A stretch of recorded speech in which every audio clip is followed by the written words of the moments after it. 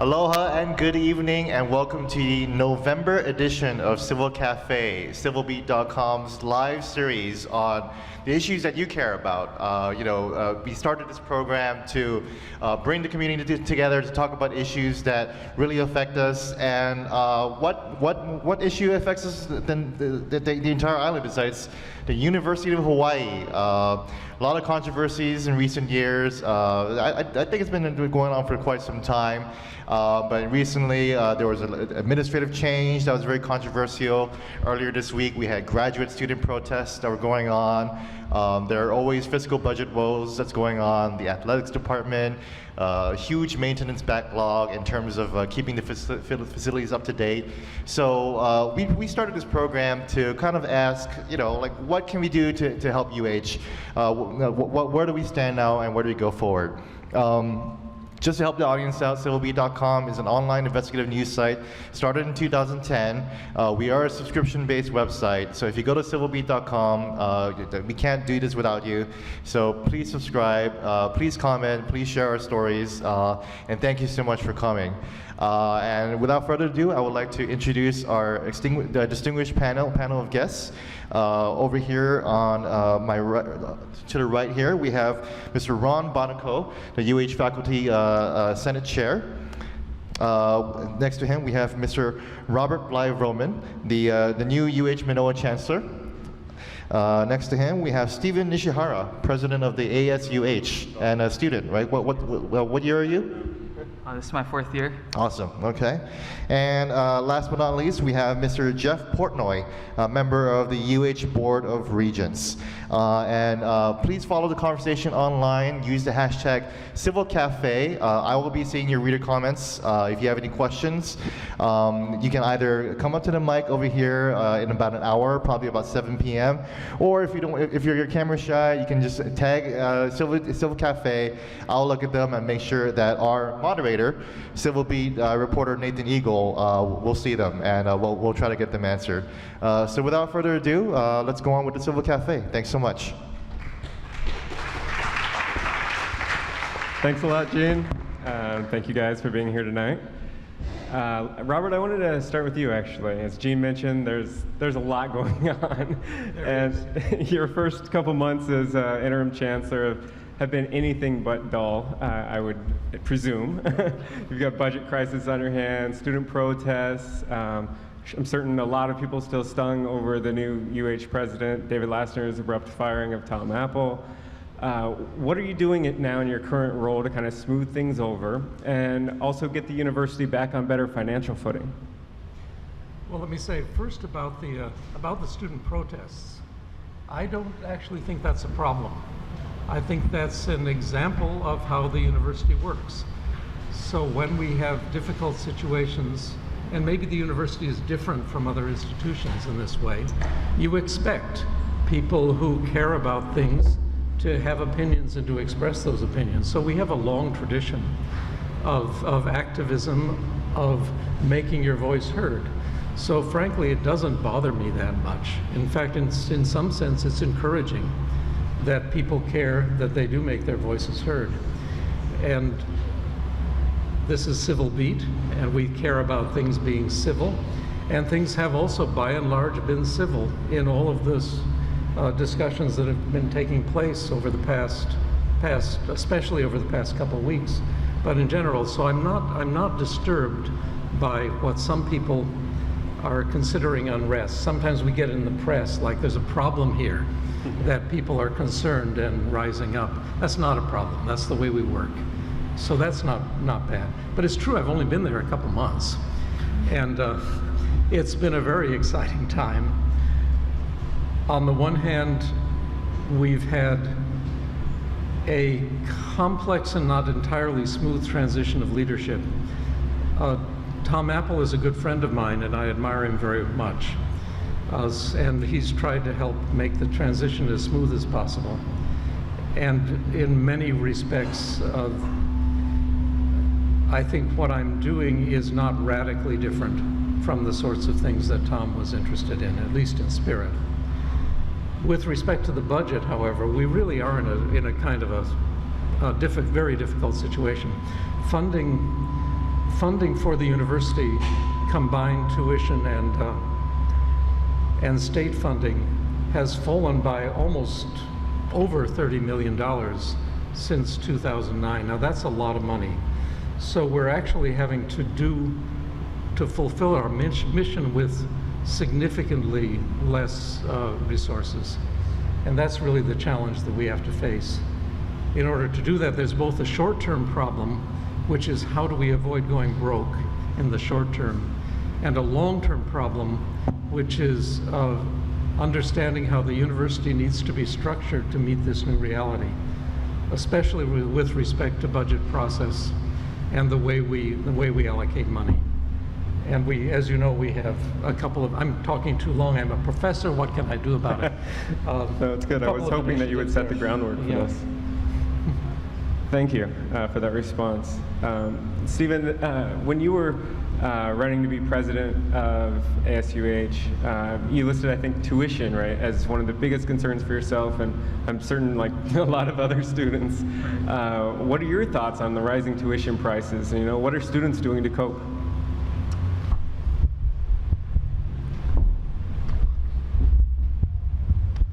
Well, I know the first thing is we want tuition to stay where it's at, of course, but the BOR has already, it's already set on a plan to increase, but they've already expressed their concern that they don't want to increase it anymore. And so we actually appreciate their concern. And what we're trying to do is keep student aid, so the percent of tuition revenues that's sent back to students in terms of financial aid and merit-based aid, to at least keep that at the minimum of where it's at, and if not, hopefully increase it down the line and keep it at a percentage-based method where it's at right now. Sure. And I think I've seen some state lawmakers point at that as not a good thing. Why is that aid so important?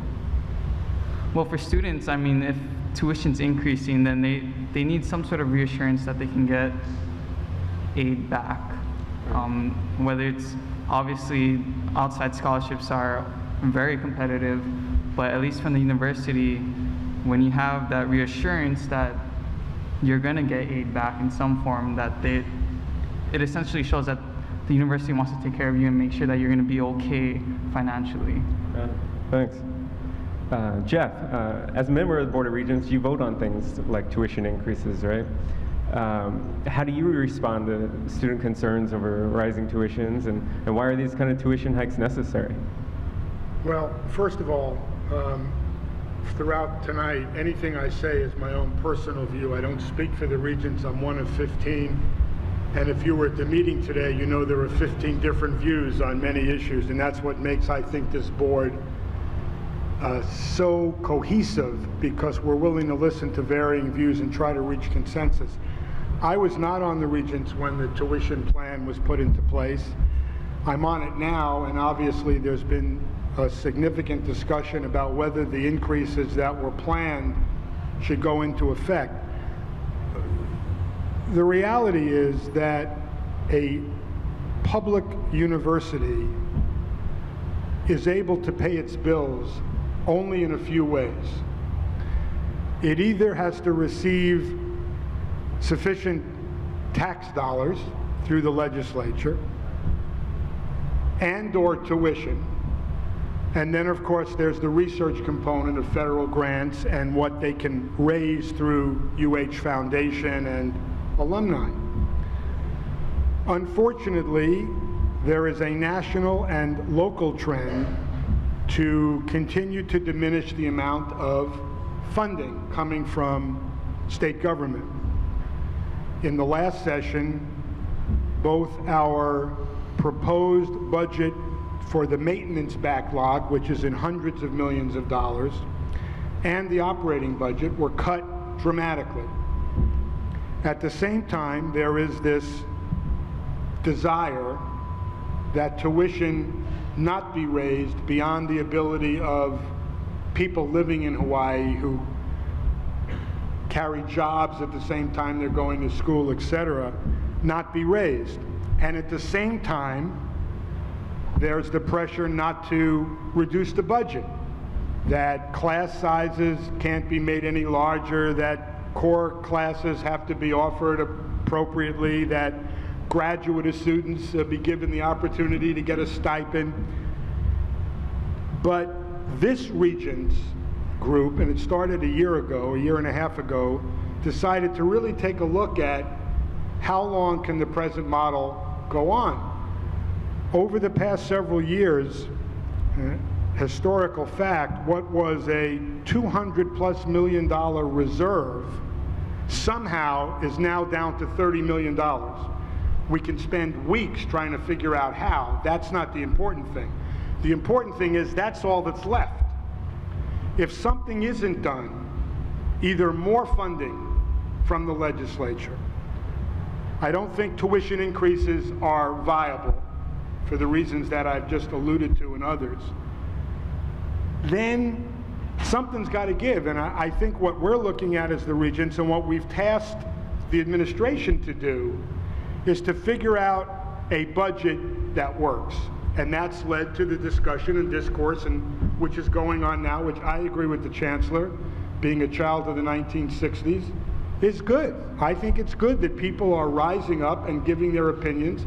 Today I thought the public testimony was great. It was well thought out. There wasn't the kind of a lot of emotional stuff that we had heard earlier, with a lot of accusations about what criminals we are. And I think things have changed now, and together with the faculty, with the students, with the administration, with the legislature, with the Regents, we're going to figure out an answer, but it's not going to be easy. Yeah, thanks, Jeff. Ron, as Faculty Senate President, you presided over a body, if I'm not mistaken, that recently voted to censure Lassner over his firing of Apple. And I think it was particularly, if I understand it right, over the way it was done, the lack of transparency, the lack of, I think, consulting with the faculty on the front end. I was wondering if you can talk a little bit about what led to that, and then how things, in your mind, have been going since then. That's difficult stuff to talk about. Part of the problem we had, the Senate Executive Committee, during the summer, which is when these sorts of things tend to happen, the Senate is not in a position to meet. And so it's just a group of 7 people. Over the summer, it's usually around 10, who have got to represent the Senate.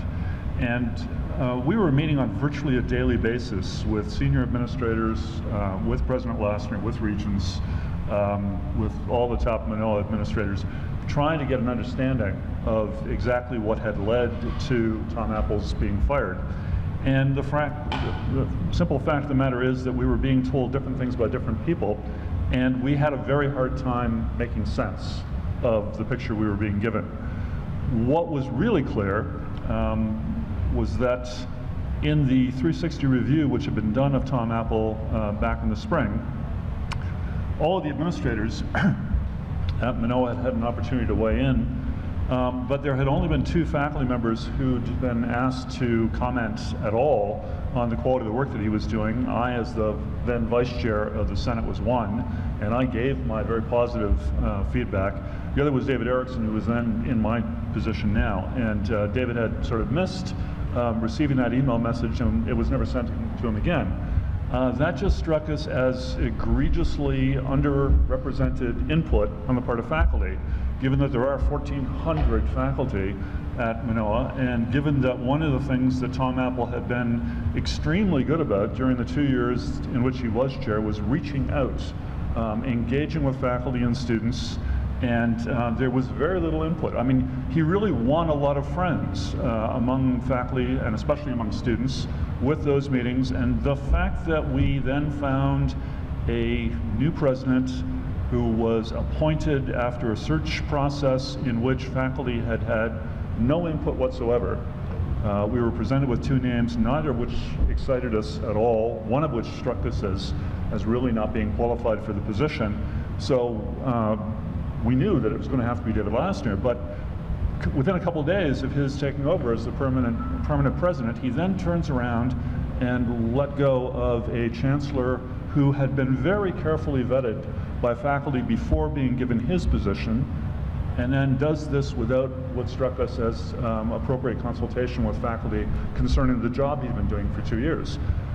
Since then, one of the things that I think has sort of re-emphasized the correctness of our decision is the fact that most of the initiatives that Tom Apple was trying to take with regard to the coping with the budget problem are things that his replacement, Chancellor Blythe Roman, has carried on with. There hasn't been a really significant shift of course, which leads most of us to wonder, well, what was the problem in the first place? We have suspicions, which I don't want to go into, but yeah. Sure. Thanks, Ron. I kind of want to get back to something Jeff sort of touched on earlier, but maybe a little bit more broadly, and I'd like to get all of your input on it. It's something that, I don't know, I've been giving some thought to lately, and I think pretty much anyone who pays taxes has a stake in. So, if I understand correctly, the legislature, decides how much money, general fund money, to give the university each year. So, and UH is getting a lot less than it did several years ago. It's kind of, I think, on an uptick, but still way less than it was before. So, my question is more, what percent of the state general fund money should we be funding the university? I think if it's $1.5 billion or so budget, it's roughly like what, 40% or so state general fund money. Looking around at some other schools, they get out with maybe 7% or so, like University of Virginia. So I'm interested in your perspectives, and maybe Robert will be the best place to start. How much Hawaii taxpayers should be investing in the university system, and why?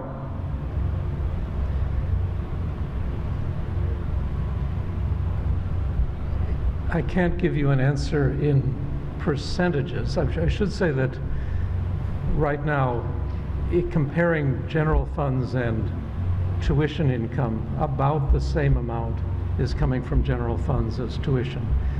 Together, however, they may only make up about half of the budget. The rest is in research, other enterprises, and so forth. So there's a lot more than those two things going on. I think it's really not so much a question of what percent of the budget. It's that budgeting for the university needs to be mission-driven. That is to say, we have to understand what the function of the university is in the state of Hawaii. And that's a special function that I think is almost unique to Hawaii. We're a state with only one major research university. The nearest university of its kind is thousands of miles away across a vast ocean. So in a way, there are special responsibilities that we have to the state. We have the responsibility to provide a broad undergraduate education. And as the only place in the state that does that, it's going to have to cover a range of subjects that might be, say, in California or New York, covered by various institutions. I've given this example before, but New York, SUNY Albany decided to cut its French major. That wasn't really a disaster, though the people were not happy at SUNY Albany, or at least the French faculty. But it wasn't a disaster because if you wanted to major in French, you didn't have to fly thousands of miles across the ocean to basically a foreign country in order to do it. So I know this is not really a direct answer to your question, but we have to understand what the function of the university is, and we have to fund it appropriately to fill that function, and we have to do it efficiently. And those things have to be the things that drive our budget requests. So when we talk to the legislature, when we talk to the people, we have to let people understand what we're doing, why it's important, and the state of Hawaii needs to be able to fund that for the sake of Hawaii itself. Sure. We have that responsibility. When you go and have these talks, though, with the legislature, I mean, they have got a ton of competing interests, not the least of which is K-12 education. When you go there, what kind of things do you tell them, or how do you advocate that we need more funding for the university, because it's going to come at the expense of something else?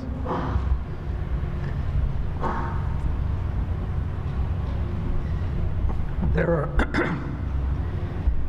there's a couple of important values of education to the state. One is purely practical. It has to do with the economic value and the economic strength of the society.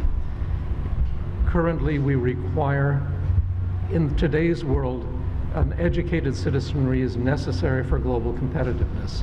Estimates are that by 2025, we will need to have about 55% of the state will have to have some sort of degree after high school in order just to meet the demands of the jobs at that time. We're nowhere near that. I don't you recall what the current percentage is? Less. I forgot exactly. It's getting better every year. It's getting better every year. So in order really to have the kind of society which is going to be competitive and create a strong economy that moves beyond service jobs, we're going to need that kind of economic competitiveness. For me, the other main reason, though, and I don't want to omit this, is that education is necessary for a civil society. An educated society is one in which democracy works. And we sometimes forget that when we simply talk about the economic value. Thanks. Jeff, what do you think about this? Well, I mean, it's an enormously complicated issue. You mentioned the University of Virginia. What's their tuition? I guarantee it's a lot more than $9,000. Maybe. I would guess it's closer to 40. You know, so I mean, there's a philosophical issue that certainly I can't answer. It's the will of the people that have to answer. There are some who believe in Hawaii, because of what the chancellor has said about it's the only public university, the only research university, and how important it is that such an overwhelming majority of our students are from Hawaii and are going to stay in Hawaii and be the future workforce, that it should be totally funded by tax dollars. Frankly, that's the view of the present governor.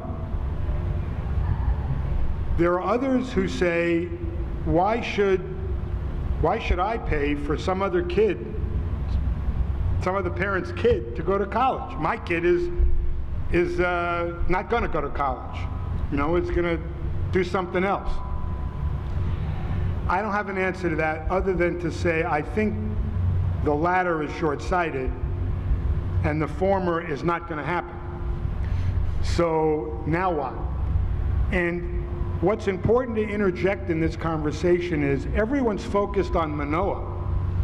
What people don't focus on are the community colleges and Hilo and Maui, where thousands of kids are going to school, learning trades, getting AB degrees, and then going on to the University of Hawaii or other universities, paying more reasonable tuitions in many cases, but it's a system.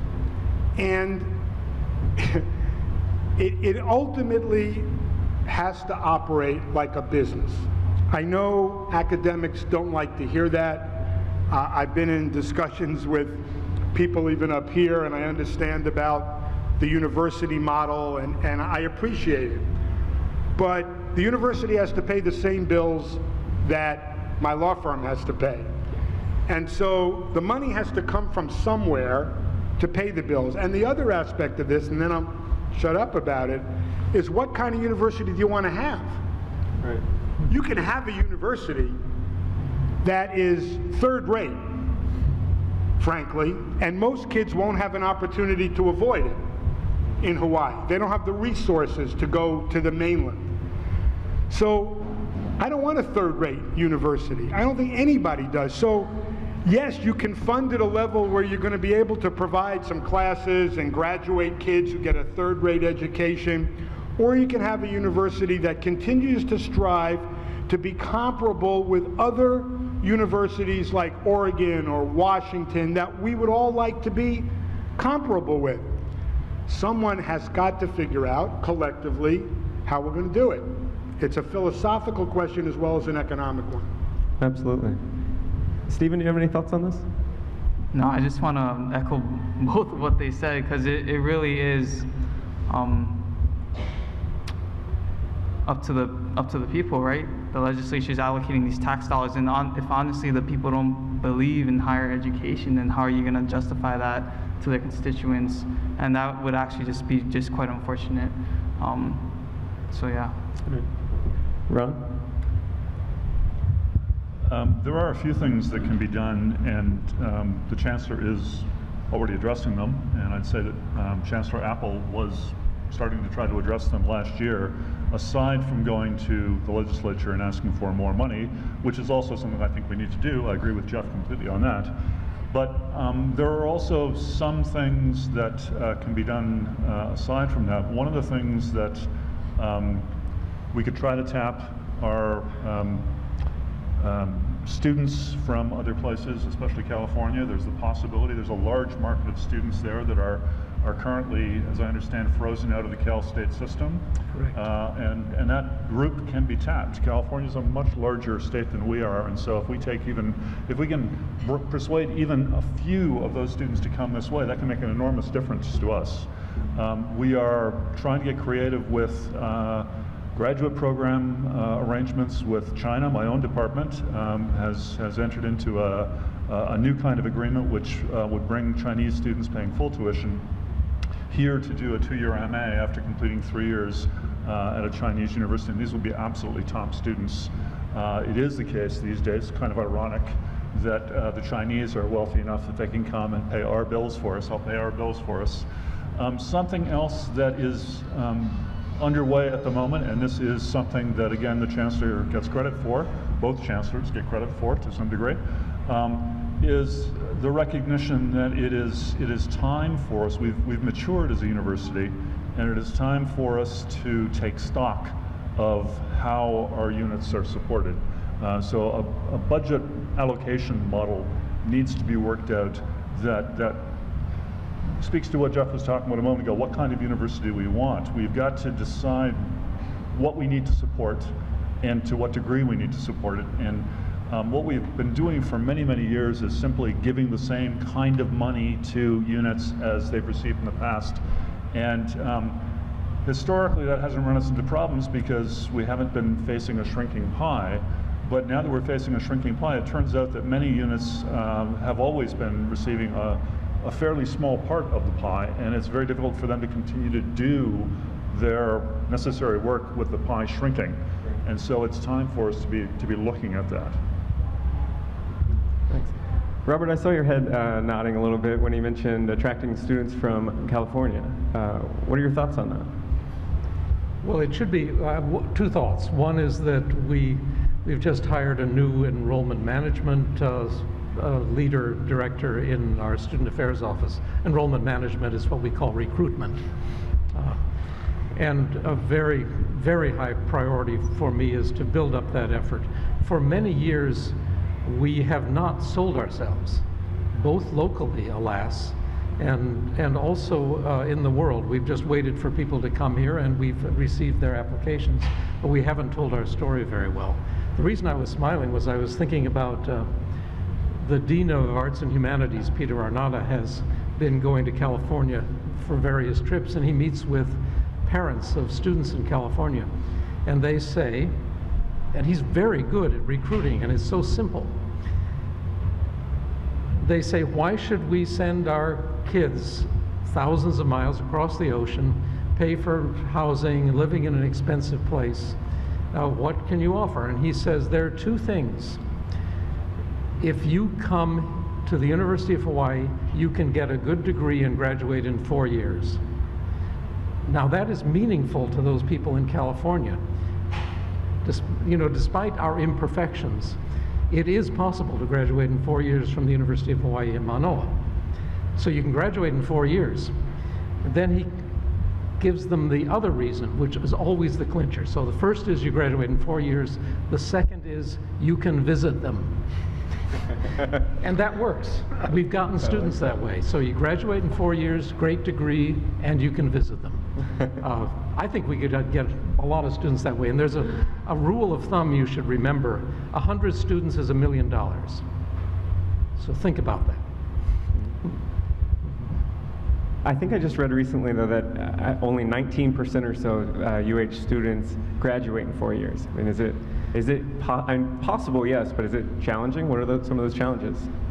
Well, I think internally we have removed most of the internal obstacles. I don't think there are many reasons why students don't graduate in 4 years.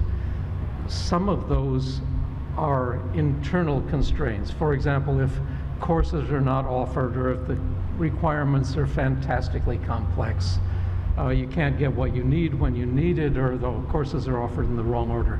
Over the past 5 years, we've been working very hard on that. So with respect to that, if you're willing to take, if you're able to take a full load, we now have simpler requirements. We have a much better system of assigning courses. It is possible to graduate in 4 years. On the other hand, there are many reasons, usually economic reasons, family reasons, which make it difficult for students to be full-time students. And that's, I think, the primary reason people are not graduating in. Stephen, what are your 4 thoughts on that? Yeah, that's true. Also are the prerequisites, and so I guess, for example, for myself in mechanical engineering, I believe we have the longest chain of prereqs starting from freshman year. So if you don't pass a class, you're pretty much set behind another semester, and some are offered once a year. But then again, that's with the rigor of the degree, of course. But also there are some students, I would believe, that sometimes they go to a university and they don't really understand or know fully what they want to major in, and obviously that would play a role in terms of what courses you're going to take. And the thing is that at UH you can explore and you can take all these different courses, which is great, but there is a prerequisite. So obviously once you figure out what you want to get into, then you can start going into it, but also the finances play a role into it as well sometimes. Cool. Thanks. Oh, and just a quick fact check. UVA is about $5,000 to $6,000 a semester, so 10 or 12. For in-state? For in-state, yeah. Yeah, okay. I wanted to talk a little bit about financial disclosure statements, which is something near and dear to me, just because I write a lot about it. I've seen Jeff already not excited.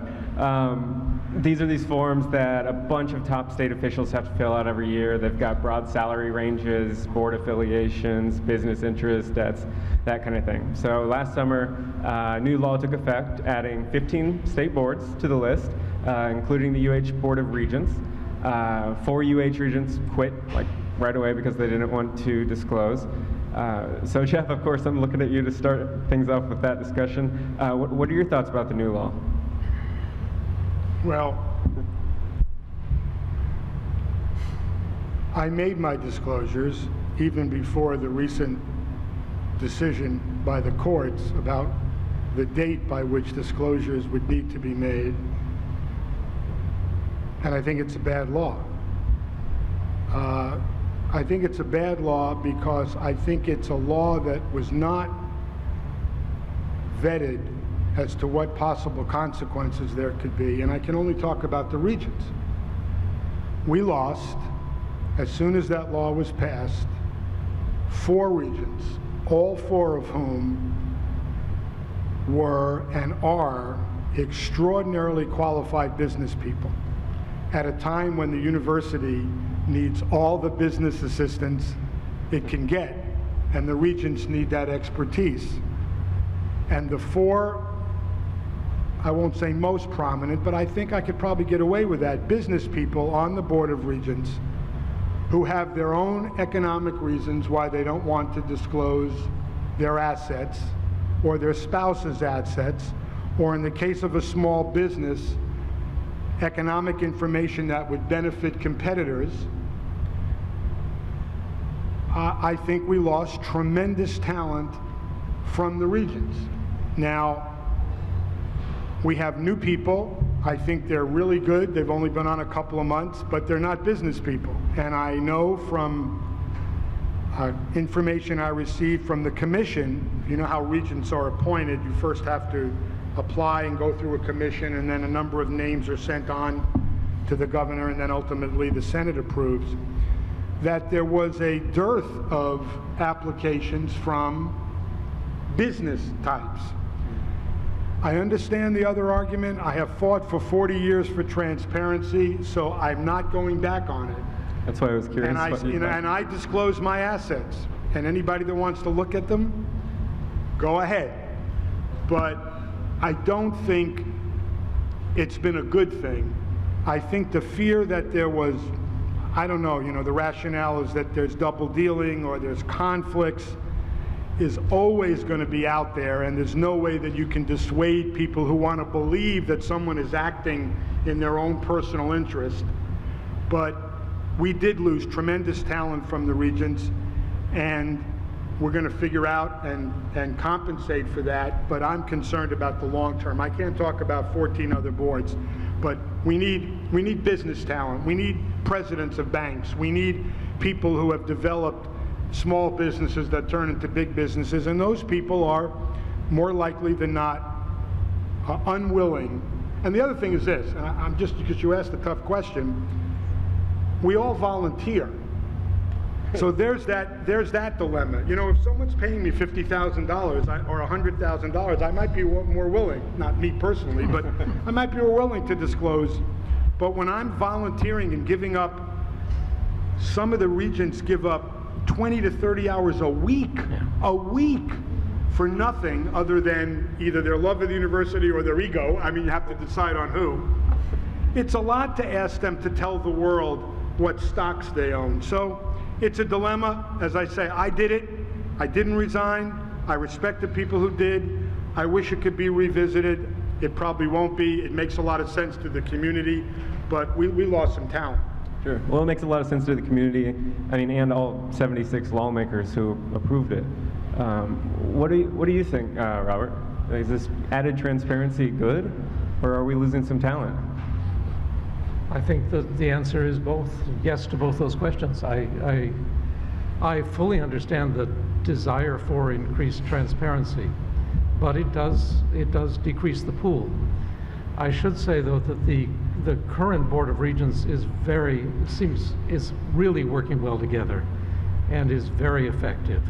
So although there may be people who were excluded, and I don't want to say anything against the Regents we lost, but I have really great confidence in the current Board of Regents. I think we have a wide range of expertise, and that the system has really worked pretty well. I would also say that it is really true. I think Jeff is underestimating when he says 20 to 30 hours a week. This is for many Regents really a full-time job, and they find themselves on call more than regular business hours as well. You know what it's like. Some of us are still working. Yeah, that's right. So I think we have a good Board of Regents. I do understand the motivation for that, for the law. Ron, do you want to weigh in as a faculty? If it's okay, I'm going to give a pass on this. I'm the chair of the philosophy department, and philosophers are not especially good when it comes to handling money. Thanks. Shifting gears a little, I wanted to talk about the maintenance backlog. I think it's over somewhere in the neighborhood of $400 million in repair and maintenance. It's backlog. They're kind of chipping away at it, but at the same time, almost just kind of keeping it where it's at, if my understanding is correct. Ron, Stephen, what's it like on campus? Can you kind of take us inside there? Are buildings falling down? Is it crumbling? Or Yes. What's the experience like there? Shall I start on this? I think you should start. Okay. Yes, there are buildings falling down. I mean, not literally. We managed to get the faculty out before they fall, but that was basically the situation that was facing us at Gartley Hall and not too long ago at Hawaii Hall as well. It is fortunately now safe for the administrators that occupy that hall. There's been a major backlog that is still to be caught up. There are a lot of buildings that are still in very poor condition. As the chair of a department, I am extremely sympathetic if a professor comes to me and tells me that he's teaching in a particular hall. I will almost immediately reassign him to something that is in our own department, which is usually a bit inconvenient for us, but it's better than having students taking courses in substandard buildings. On the other hand, there's a lot of new buildings that have gone up. There's a lot of very attractive building on campus as well. But that has been the sort of schizophrenic nature of our university for as long as I've been there, which is a quarter of a century. There's a lot of money put into building things and not nearly enough money put into maintaining them. Steven, what's it like over there? That's pretty much it right there. But yeah, to add to it, so this is my 4th year, and it's been pretty neat going into buildings like my freshman year, and then seeing some of the changes that have happened, like on the interior. So maybe exterior you can't necessarily tell for most of the buildings, but for example, Marine Science Building and in Watanabe, I went in there freshman year, and now as a senior I have classes in there again. I'm like, whoa, when did they do this? But then there's still some buildings that get a lot of attention, like Kuykendall and maybe even Henke Hall, but those are the ones that, because they look really bad on the outside and the inside, it gets a lot more attention. But there has been progress. But yes, so in terms of building, I guess in the future there needs to be a look at maintaining these buildings as well. Sure. And then Robert and Jeff, what's the plan? Well, we do have now, really, over the past few years, for the first time, we have a really well worked out plan for fixing the deferred maintenance problem. We've been presenting over the past month or so to the Board of Regents a comprehensive plan that will reduce deferred maintenance not to 0, but to something manageable over a course of about 10 years. We have gotten good support from the regents in understanding what we need to do to make that plan work and to put the necessary items into the biennium budget request. So there's much work to be done, but I think we have developed something more like a coherent approach to it. And if we can stay the course, and if we can continue to make those investments over the next 10 years or so, things will significantly improve. You ought to visit Gartley Hall, by the way, the one that was falling down. It is amazing what a good renovation can do to a historic building. Energy saving is also amazing. You really must visit Gartley Hall. 3 decades of neglect is inexcusable. Who is to blame? I was not on the Regents. I don't know where the blame lies. But anyone who walks through that campus, even with the significant changes that are being made, cannot be proud of the condition of the Manoa campus. And then as a regent, we have the opportunity to go to all of the other colleges in the system, and you see the differences at Hilo, at Leeward, in Kauai, and then you come back to Manoa. Now there's obviously a big difference in acreage and buildings. I was not on the Regents 2 years ago when they put together what I think is an extraordinary plan to try to make up 3 decades of maintenance issues in a reasonable period of time. And at least our first shot at it at the legislature was not met with, let me say, full enthusiasm. And a significant amount of what we had asked for was not given. Some was. There have been improvements, but we hear that people want to be proud of the university.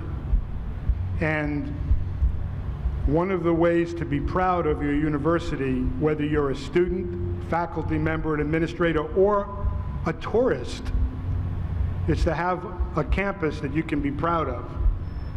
A physical plant. There are things being done to try to make it energy efficient, which hopefully will save tens of millions of dollars. You know, what is it, $43 million in utility costs for Manoa? 43 million? There are things being done to renovate buildings, but it's not going to happen overnight, and it's not going to happen without a commitment for the funds necessary to fix what's occurred. And trying to find the blame is not going to help. It's what do we do now going forward? So I imagine you're probably in the process of lobbying some lawmakers now to try to get them on board for that, or? We have a plan. We had a plan last year, and Ben Kudo is one of our regents that did a phenomenal job in getting us organized, having us meet with every single legislator, not all 15 of us, but 1 or 2 of us at a time. They were so appreciative, many of them. They had never met with a regent. I can't tell you, the people I went with this is the first time, other than confirmation hearings, a regent has come to talk to me. And I was astounded. And did it accomplish everything we wanted? No.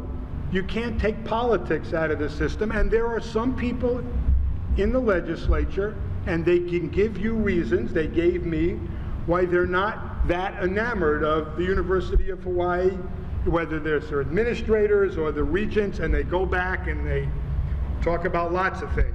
If I hear Stevie Wonder one more time, I'm giving up all my CDs. But we got to move forward, and I think the communication and I hate to call it lobbying, but the effort to educate that Ben has put in place and that we're putting in place. Today at the Regents meeting, we approved for the first time a legislative task force of 5 regents who are going to work in figuring out how to improve what we did last year. And hopefully, there's a change in administration, there are some different committee chairs. We can do a better job of educating folks as to what we need and why. Sure. I mean, just in the Senate alone, having a new education chair, a new Ways and Means chair, similar Senate leadership, but yeah, it'd be interesting to see what happens next session. Here's a question from a reader. It's directed at Ron. There's actually 2 questions for reader. The first one's for Ron, but they're both very related, so the next one will be for Jeff. It deals with the Ron, take a long time answering. deals with the Board of Regents makeup, changing it from a 15-member board. So I'll go ahead and read the question. It's a little long, but I want to read it. Student groups have been discussing changing the makeup of the Board of Regents to increase the number of student regents to perhaps 5 and possibly add 1 faculty regent as well.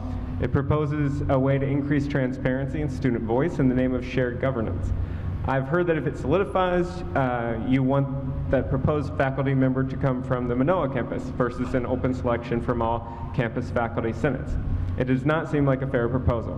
What are your thoughts on and reasoning behind this?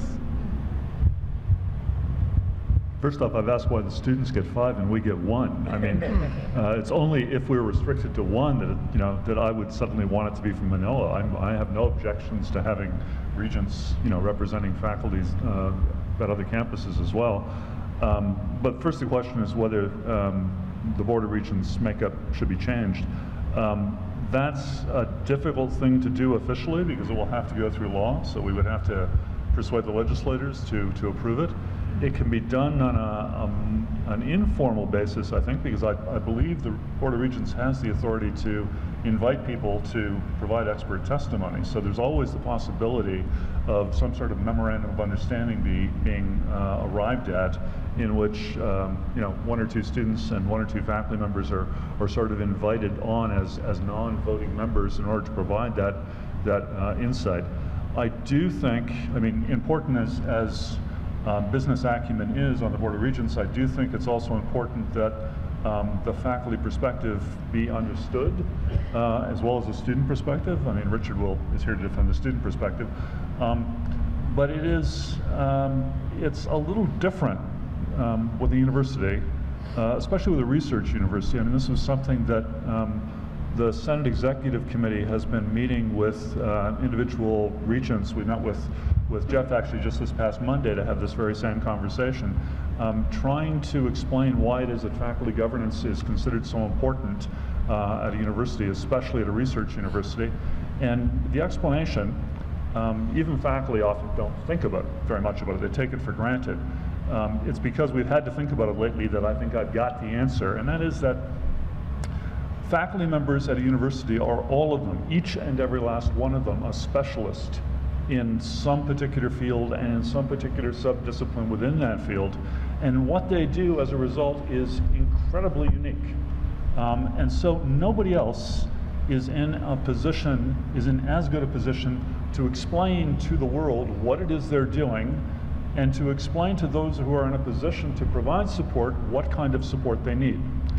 So the democracy that allows faculty to speak and explain what they need and what they're doing, what they're contributing to the university, is absolutely indispensable. There's simply no way. They're not fungible material, faculty members. And I think this is something that leads to an importance of faculty governance on campuses, and the faculty perspective is something that, as long as it's restricted to the campus, the Board of Regents doesn't have too much difficulty with. But one of the things that I think would be useful is if occasionally that faculty governance, that faculty perspective were presented to them a little more immediately. One of the things we've been trying to impress upon the Board of Regents since the summer is the importance of involving faculty much more fully in the search process, not just for the chancellor, because that's already done with a fair bit of faculty input, but with the president of the university, especially since, as we've just had demonstrated, a change in president can lead to a very sudden change in chancellor. So it's important that the president also be selected on the basis of acceptability to faculty, and that he demonstrates an understanding of the faculty perspective and the importance of faculty governance. Yeah, I don't want to, I don't have an opinion on whether there should be a different makeup on the regents. We have a commission. Anyone can apply. A faculty member can apply, a student can apply. Now, I'm not on the commission, but it doesn't restrict anybody. There is a student seat, which is designated for a student, but I'm not aware of any restriction on anybody else applying. But I want to say two things, because people just don't really understand how we operate and what we do. And I'm not going to take a long time, but I want to just say two things. One, we begin every meeting with public testimony, and it's not restricted as to how many people. Anyone who wants to come can either submit written testimony and testify, or just show up and testify. They're supposedly limited to 3 minutes, but our chair, who's an extraordinarily understanding guy, hasn't cut anybody off. And so, people take 4 or 5 minutes and we listen to everyone. And the second thing is, and I think I can only talk about this group of regents, I can't talk about perceptions about what happened in the past. We go into executive session only really for two things. Everything else is done in public, so everyone can sit and listen to the debate. Today we debated the Daniel Lanois Center in public, and there were 12 different views of what to do for over an hour. We go into executive session for personnel matters, which are required under state law, and to consult with counsel if there is a legal issue. Otherwise, virtually, since I've been on, I could say everything, but someone will come up with something. Virtually everything we do is done in the open for any faculty member or any student who can find the time, and we move from campus to campus. Now, some people say, oh, that's a way to make it more difficult. I don't see it that way. That's a way so that people out in the Leawood area have a convenient way to come see us today, or we go to every neighbor island. And we have most of them in Manoa, maybe 4 or 5, but we're out in the community, and we're doing a better job, after not doing a really good job, of taking the time to meet with the constituents who really we need to understand, and we're doing that informally. So that's not, to say we're great. Listen, we make mistakes, we're going to continue to make mistakes, but we're trying, and I think we're improving in those areas. Seconded by Ron. Stephen, do you feel underrepresented as a student?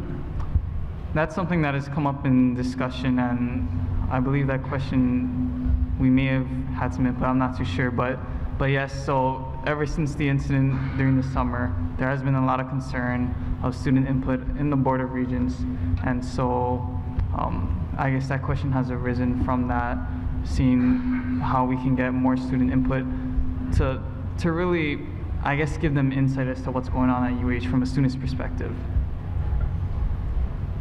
How are we doing on time, guys? Gene, Mike? 5 minutes.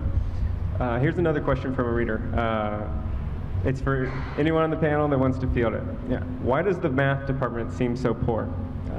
Keller Hall, the math building, was built in 1959, and it seems that it was never updated. The building doesn't have air conditioning and the classrooms can get pretty hot.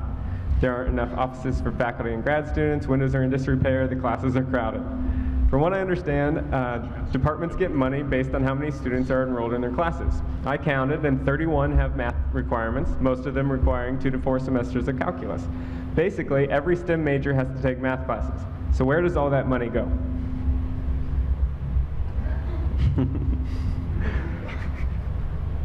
You want to take the lead, Robert? Well, I guess I could.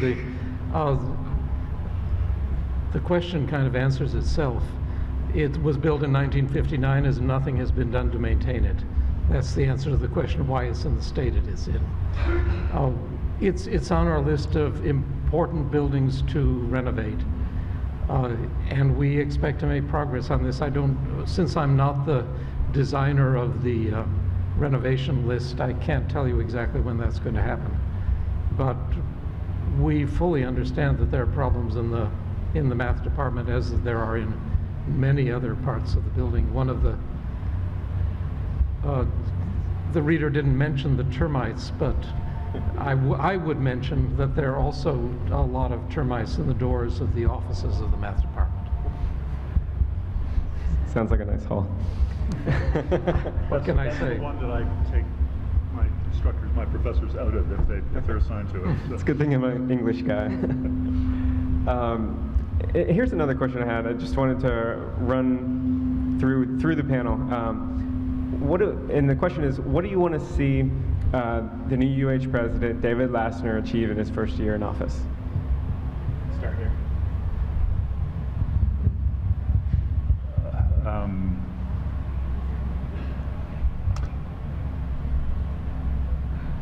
President Lassner has actually not been doing a bad job. He's been in the position now, counting as interim. He's been in there for 15 months, and what you opened talking about the motion of censure that the Senate passed back in September. It was important that was a motion of censure rather than a motion of non-confidence. There were many people who were very upset and wanted a motion of non-confidence, but I think the majority came down with the motion of censure, which had a very specific target. It was a very specific mistake that we were targeting and that we were trying to draw attention to as something that needed to be addressed. So it was not by any means a blanket condemnation of President Lassner. It was never intended in that way.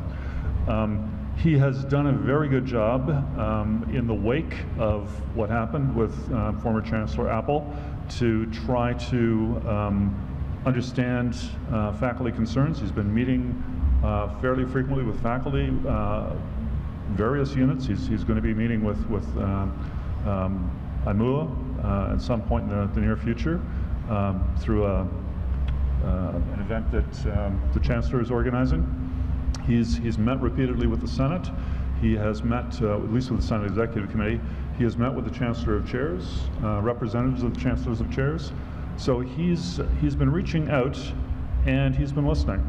And the one thing that, in my mind, I'm sort of waiting for, given my position, is we've got this thing hanging over our heads regarding the disagreement last year between UPA and the Senates. That actually was between UPA and the Manoa administration regarding how the Manoa Faculty Senate is to be approached. And this led to a complaint being lodged before the Hawaii Labor Relations Board. And we're supposed to be coming up with an MOU before December 1st in order to designate the various kuleana of the union versus the faculty senates. I thought that was well on its way towards completion, and not through any fault of the president, but I think it looks now like it's in jeopardy. That's something that's very much on my mind at the moment. So if we can get that resolved with the president's help, then that will be a major step in the right direction this year. Thanks. Robert? I have a very good relationship and a very good working relationship with David Lassner. I think the main challenges that will face the system operation, I should say, in case there are people listening who don't understand it, that the Chancellor is in charge of the University of Hawaii at Manoa. the president is not the president of the University of Hawaii of Manoa, but the president of the state higher education system.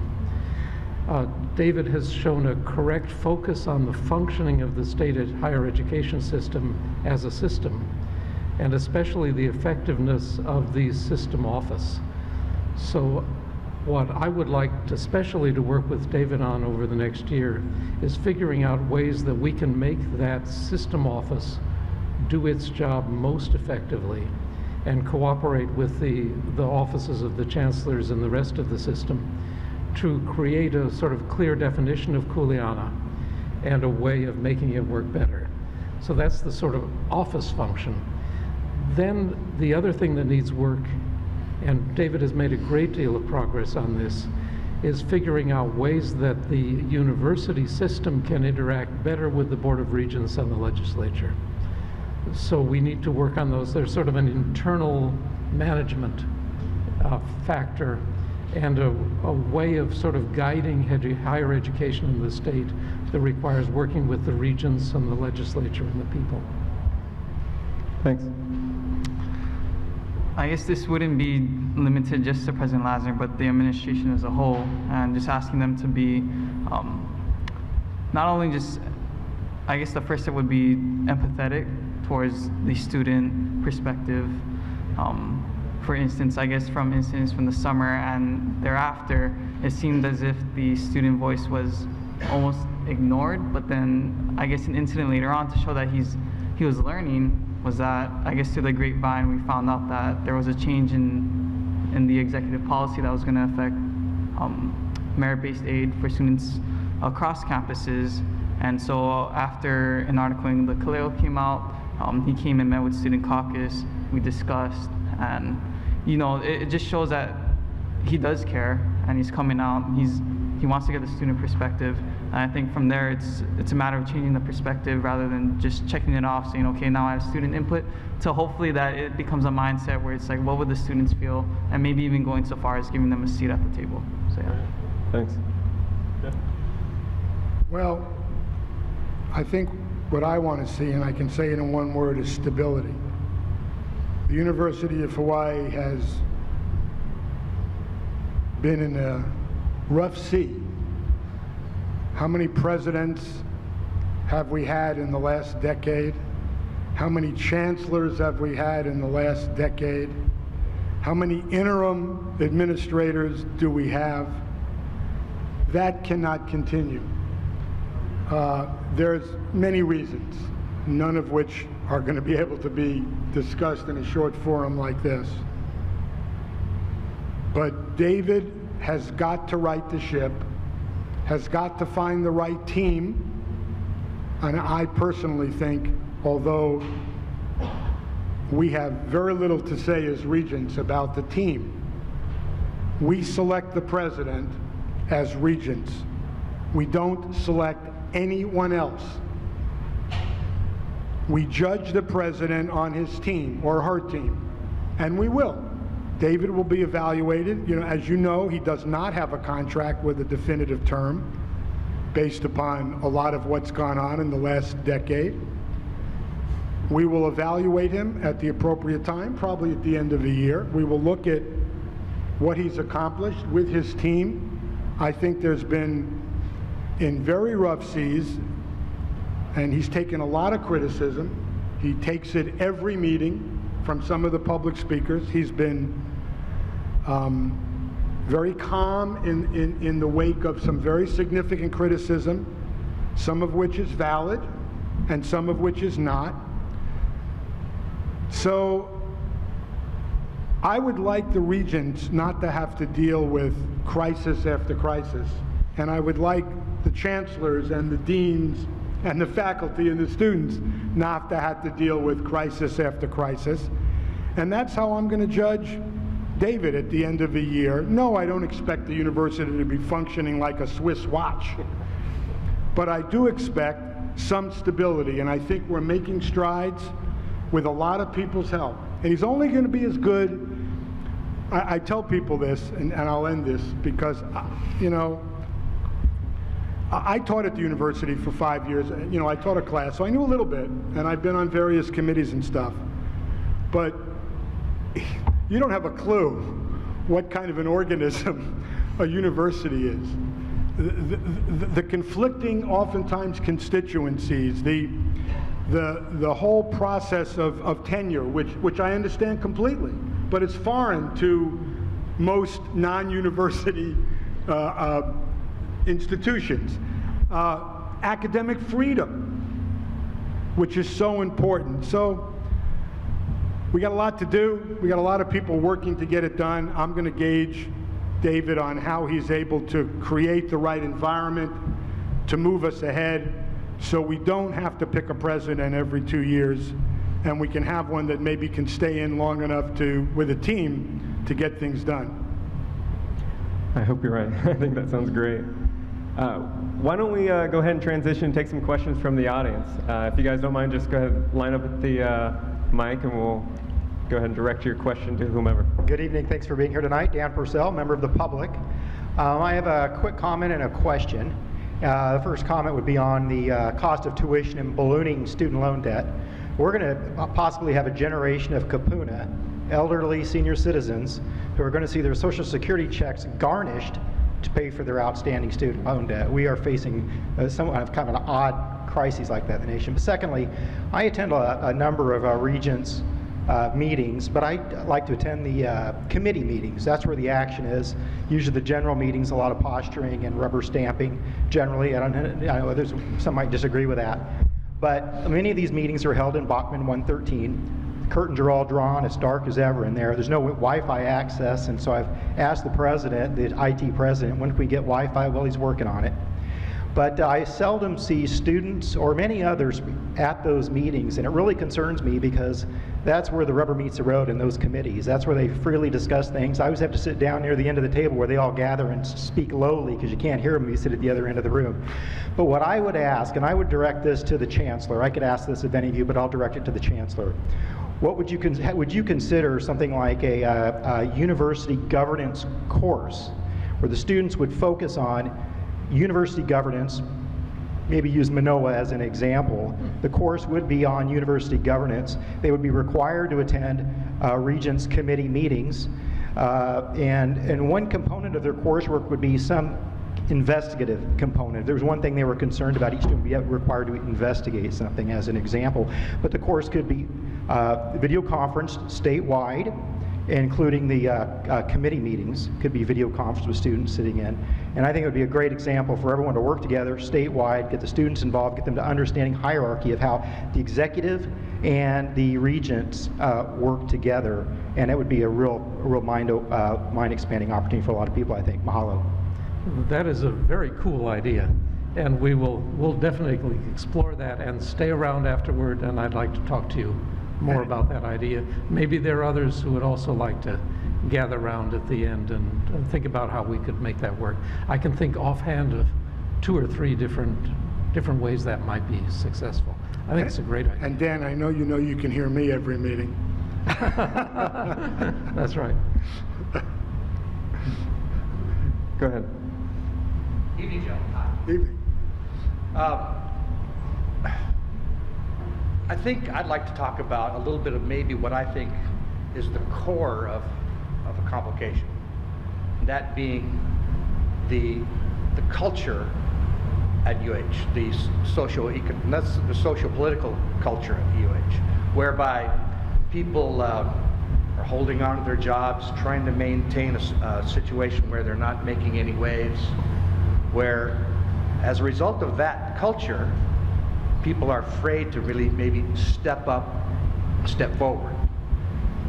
And I would like to know, and of course this is a discussion I'm sure you guys are all aware of, but I speak to you and I keep hearing, I listen to you guys and you're often saying us. I'd like you to step up, step forward and say, this is what I think, this is what I would like to do, and I believe that we can try to do it then, at this time. But everyone's just kind of like being really safe. Can't do anything that way, guys. So what are we doing to address that culture? Who, by way of leadership or by way of the culture as as a whole, what do we do? Do we write out, we're not going to do this anymore like this? People shouldn't be thinking this way any longer. I mean, is there some guideline? Are we going to change that? Or is it just going to continue to be this very careful dance? Thanks, Joe. Ron, do you want to start as the philosopher? I respectfully have to disagree with most of your working assumptions. I think that this is not a time when you're going to find faculty. When you do find faculty, dancing around. In fact, you find faculty, plunging forward, saying things sometimes that are only half thought out, which is unfortunate. But it's an indication that they're certainly not afraid to speak out. On the other hand, I mean, one of the things that I have discovered over the last few years as I've gotten more heavily involved in Senate affairs, and especially this year, now being the chair of the Senate, is just how complicated things are. And one has to be very sensitive to the complex organism that the University of Hawaii at Manoa is. And that doing something radical in one area has consequences, not just ripples, but tidal wave consequences elsewhere in the system. And so one does have a reason to be careful. That said, we're all very conscious of the fact that things cannot continue as they are. And the chancellors, both of them, the present one and the one that he's replaced, I think, we're taking appropriate steps to try to address the difficult times we're facing. And are taking the appropriate steps. Those are going to require courage when it comes time to implementation. There's no question about that, because there are people who are going to object. But I have every confidence that objections will be met and dealt with when the time comes, because we recognize that this is important. Thanks. Anyone else want to add anything to that? I can't speak for what people believe, at the university. I don't talk about the regents.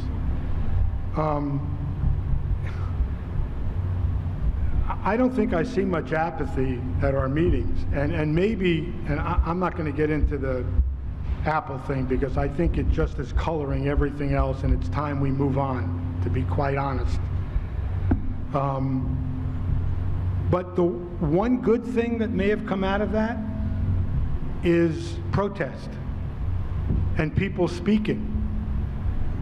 We heard today about 700 people signing a petition. I may agree or disagree with the petition, but when's the last time 700 people, students at the University of Hawaii, signed anything? Well, that was when they wanted not to have a student fee.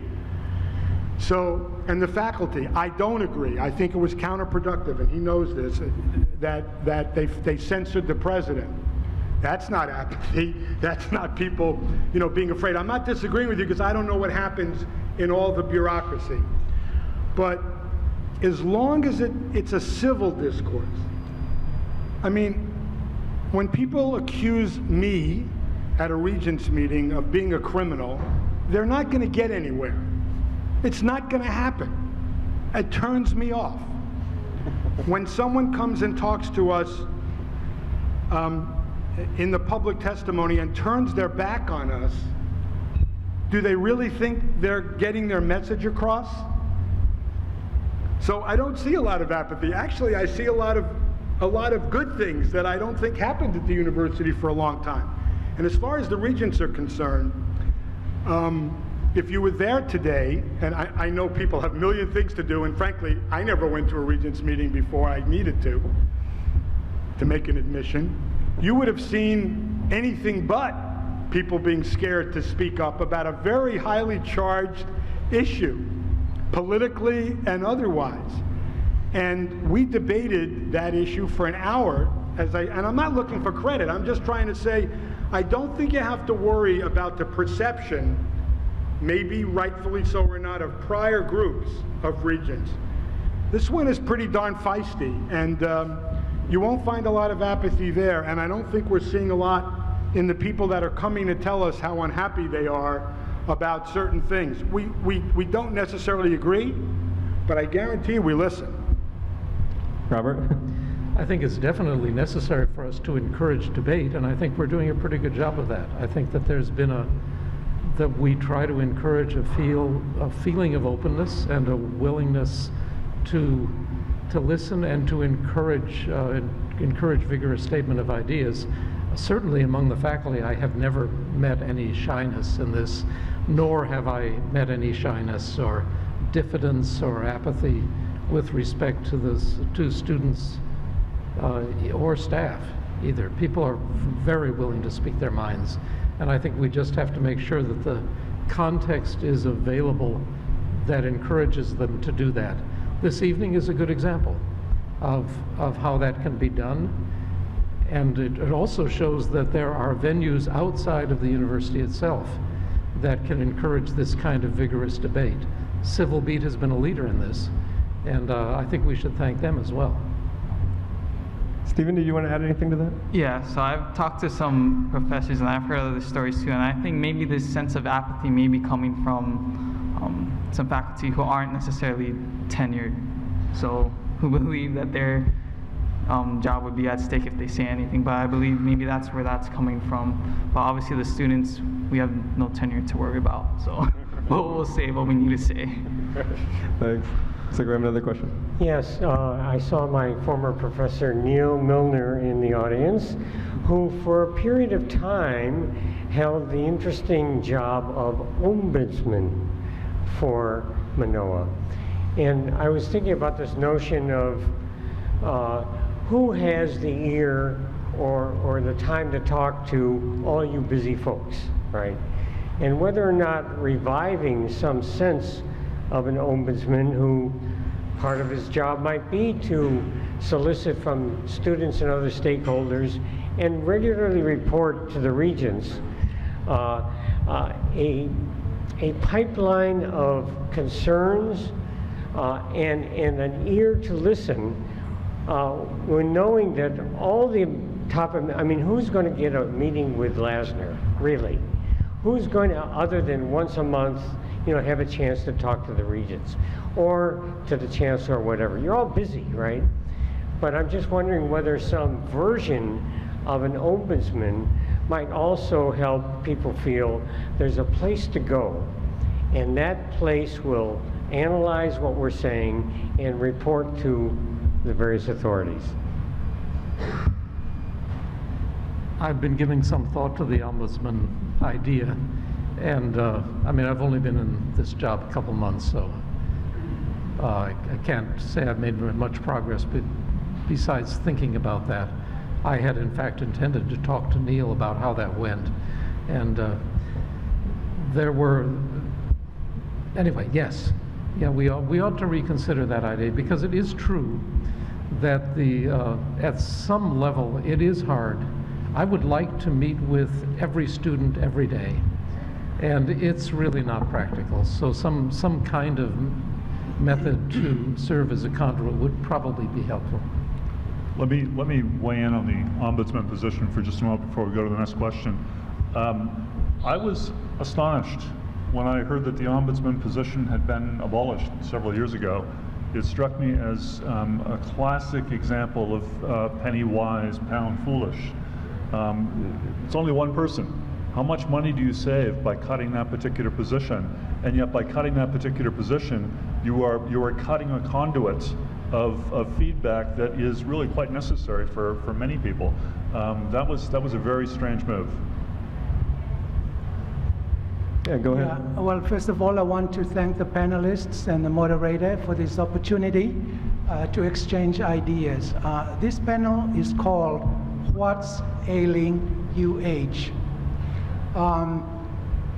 As a very concerned faculty member, and there's a lot of us, more than 140 who meet every week, sometimes 3-4 times a week, to scrutinize the budget, which has been not very transparent until we try to figure out what's really going on. And in terms of what's ailing UH, let me identify a few things that none of the panelists have mentioned tonight. The first one is the failure of the administrators and the Board of Regents, and I'm not talking about the present one, Jeff, because I understand that you're new and I've heard things you say tonight that I fully support. I can take it. Don't worry about it. So I don't know. I'm talking about, our previous experience. Go The ahead. first problem is a failure to recognize that a great university is built on a great faculty and terrific students, not on great administrators. Not that we have any evidences that they are great administrators at the moment, but that's number one. It's great faculty, great students. Figure out how you can attract the best faculty, maybe endowments, best students, maybe scholarships. That's what we want the Board of Regents to be thinking about, the administrators to be thinking about. We have not heard that tonight. Now, get that right, number one. Number two, we have discovered that huge amounts, tons of money are going to pay administrators. There are too many administrators at UH. We've looked at other universities that are very similar in terms of numbers, and many of them have much fewer administrators. Many of our administrators are getting $200,000, $300,000 a year, $400,000, and $500,000.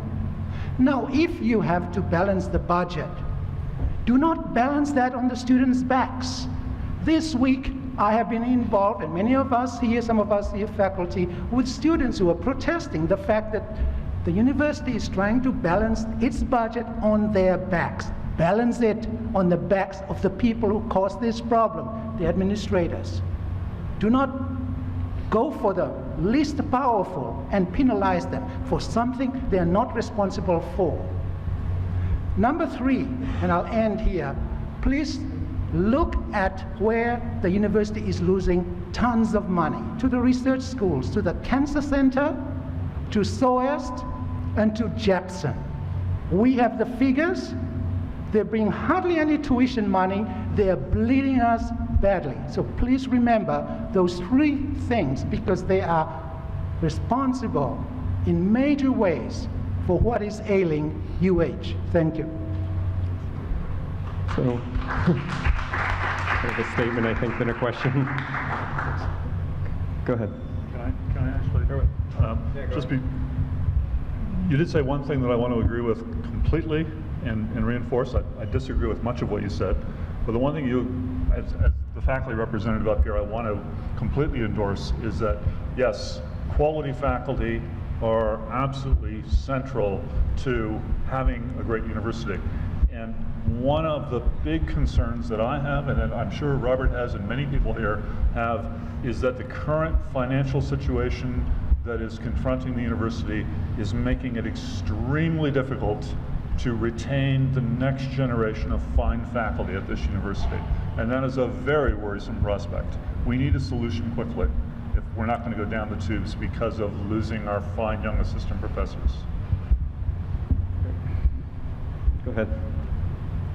Hi, my name is Lele, and I'm a graduate student at UH. I'm actually a PhD candidate right now. I've been there for 5 years. And before I proceed with what I wanted to say, I wanted to say that I hope that you're also valuing fine graduate students, and I think that's imperative for your future incoming budget, because I know a lot of it comes from undergraduate tuition. I think that's a huge part of it. And if you're not maintaining quality graduate students, you're not going to be able to offer undergraduates a better education, and you're just going to keep spiraling downwards. And I wanted to say thank you for bringing up the graduate student situation. And I was quite surprised that it hadn't come up at this point. My questions were, how did it get to this point where balancing the budget came down to taking it out on the students, as he said, the least powerful and the most vulnerable? And we are working towards solutions for spring now. There have been verbal promises, although there has been very little detail as to what will actually happen. So I'm under the impression that I do have a TA-ship in the spring now, but I have no idea in what form and how it'll be done. I know my department in particular just announced today that they will be creating 4 TA positions. They have to scrape together funds in the department for one of the positions, and they'll figure something out for the other 3 positions. So that's how well planned it is as of this afternoon. My other question is, so if we have a solution for spring, how do we know what the situation will be in fall and in the future? I think that's a great question. Robert, why don't you go ahead and start, and then I know Ron wanted to comment as well. Right now, we're undertaking 2 related initiatives about the budget. One is working, the vice chancellors, the way we're structured is that there are vice chancellors and there are deans. Each dean is responsible to a vice chancellor. Deans are working with vice chancellors on their budget, trying to figure out ways that we can, as an aggregate university, try to avoid drawing down, carry forward any more than we have. So in the case of the deans, and in particular this is SOAS, I believe in your case, the dean is working with the vice chancellor to figure out ways that this year and next spring, next fall, we will be able to have a budget that protects the careers of graduate students who are partway through their careers, such as you. I think that it appears that that will be possible in the fall. I'm sorry, I get the things wrong here. In the spring. We are not yet sure how much money we will have in the fall, but our highest priorities have always been to protect the students. So we have had, when I've given instructions to the deans and to the vice chancellors with respect to trying to keep the budgets in balance, I've said, by all means, try to make sure that all required and gateway courses are offered, that there are not excessive obstacles in the way of graduation. We can track the graduation rates, make sure that they're not going up. We can look at the enrollment patterns of people trying to get into courses and trying to make sure that there aren't significant increases there. This is all short term. In the long term, we have a budget allocation committee which is talking about how we can restructure the way in which we allocate those modest funds that we do have among the units that require those funds. And prime among the considerations that that budget committee are taking are to make sure that students are protected. I can't guarantee exactly what form that will take. Committees are working. I have asked for a preliminary report, in fact, a particular proposal that we could at least discuss in December. Committee is meeting tomorrow. I hope they will make considerable progress. There are probably members of the committee here. But as to the long term, I think that it will take us a while before we are able to do the changes that are necessary to create something sustainable. Thanks for that response. Just a real quick note, we got extension to stay on TV till 8, and everyone that's in line now will get a chance to ask their questions. I want to say a word or two. I don't have any good news for you, but I want to share your concern because it's what got me really involved in university politics recently. I've been the graduate chair of my department. I'm the chair, but I'm also the graduate chair at the moment. I've been the graduate chair for 15 of the last 16 years. We have an extremely fine graduate program in my department. And one of the things that I think the state does not sufficiently appreciate about the University of Hawaii is that it is a much better university than they seem to realize. At the undergraduate level, it's presumed this is the state university, and therefore, how good can it be? That's the attitude you hear many people expressing. Let me tell you, it is a fine university. There are many natural advantages. We all know about astronomy, we all know about geophysics, we all know about oceanography, but we're located halfway to Asia. And there are many, many departments like my own that have been cashing in on that for a long time. And we have produced extraordinary graduate programs in the process of cashing in on that proximity to Asia. And in many cases, we've done it under the radar. We've done it without much in the way of assistance. Philosophy does not get a whole lot of money. It never has gotten a whole lot of money. One of the buildings on our campus is named after a former chair of our department, Charles Moore, who turned it into what it now is, simply because there was the opportunity that was there, and he had connections. And he made it a great venue for studying Asian and comparative philosophy. But there are other departments, many other departments, that are doing the same thing in history and in theater and arts, theater and dance and art and so forth. There are a lot of excellent, excellent programs out there. And what has been happening disturbingly over the past 10 years is a shift of financial support away from graduate education to undergraduate education. And this reflects, I think, the community's desire to see undergraduates better supported, but it's short-sighted in that it undermines the quality of this as a research university if we lose our good graduate students. As the long-term graduate chair of my department, I'm very concerned about that prospect, because it would harm us enormously. You can't keep great faculty if you can't inspire them with great students, and the students they're most interested in teaching are the people coming up right behind them. Let me say something about this, because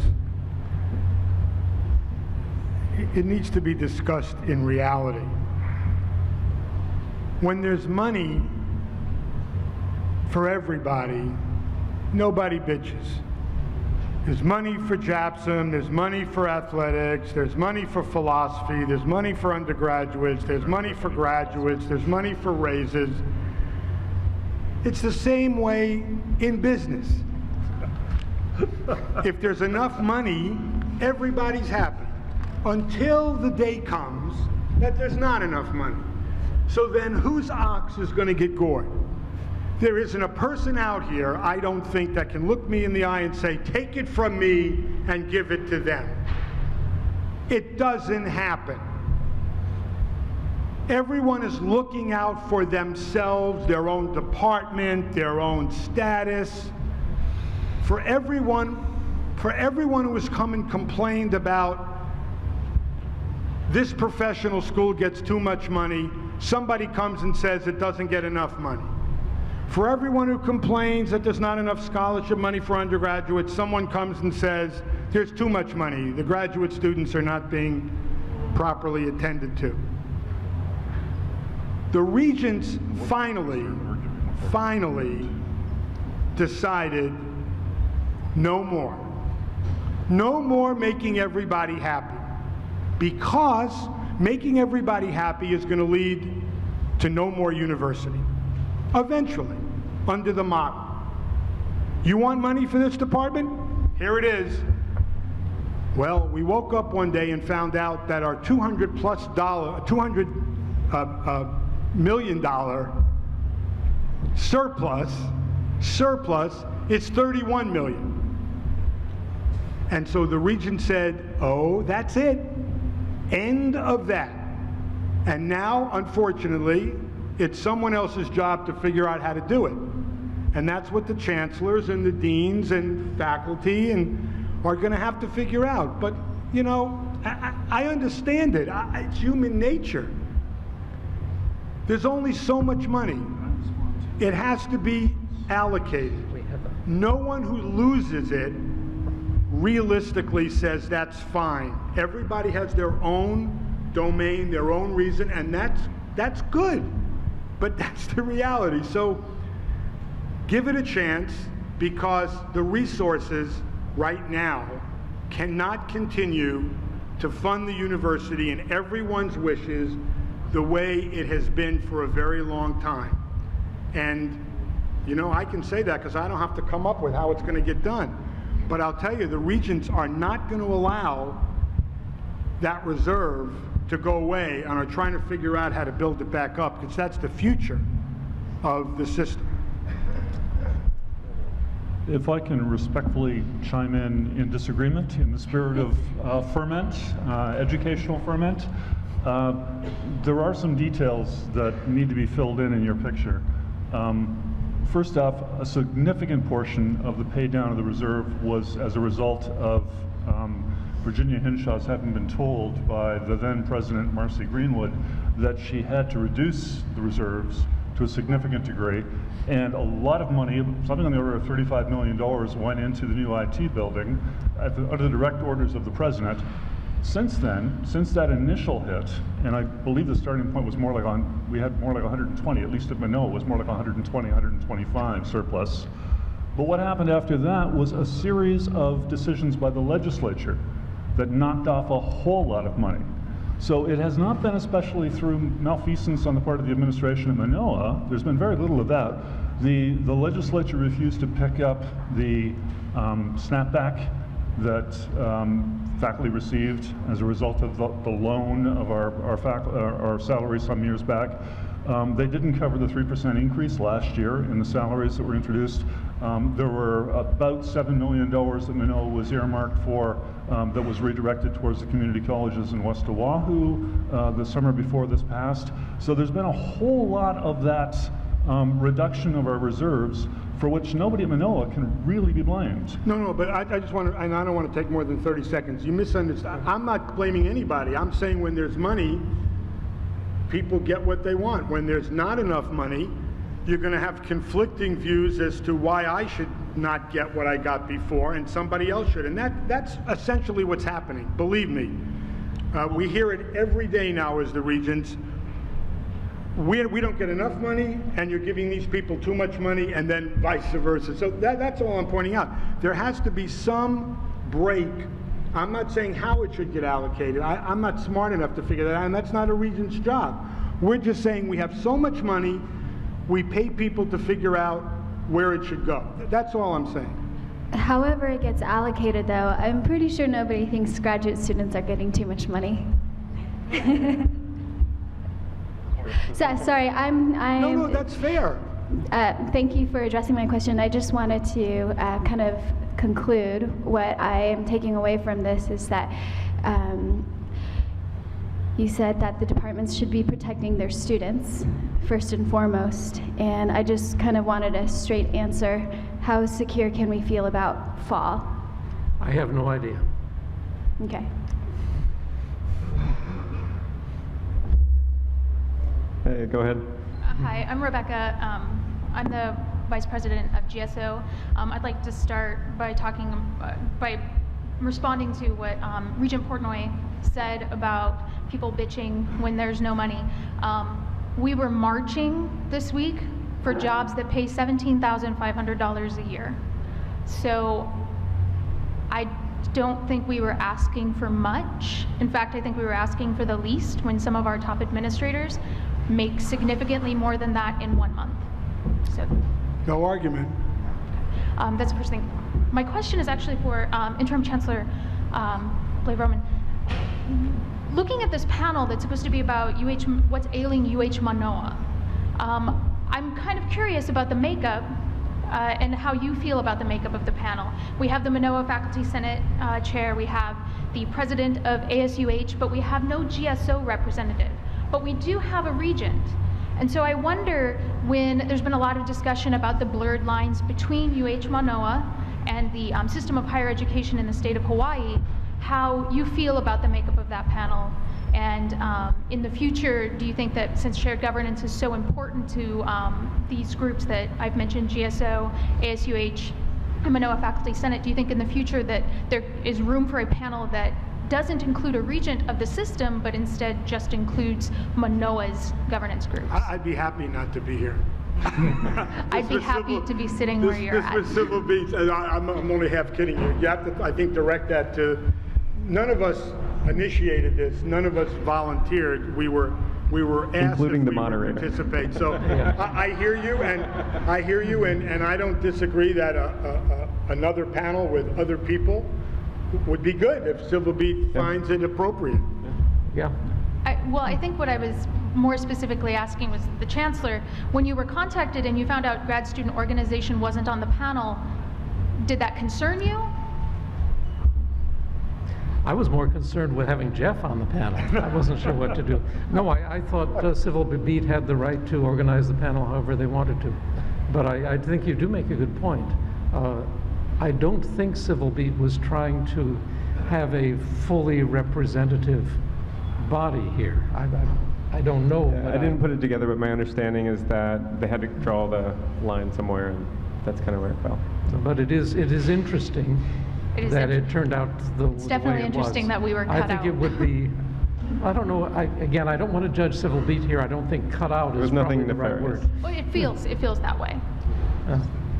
But I mean, there is a blurred line between System and Manoa, having systems buildings on campus. So maybe you could speak to, do you think systems buildings belong on the UH Manoa campus, or do you think that by separating them it might clear that line up some? Well,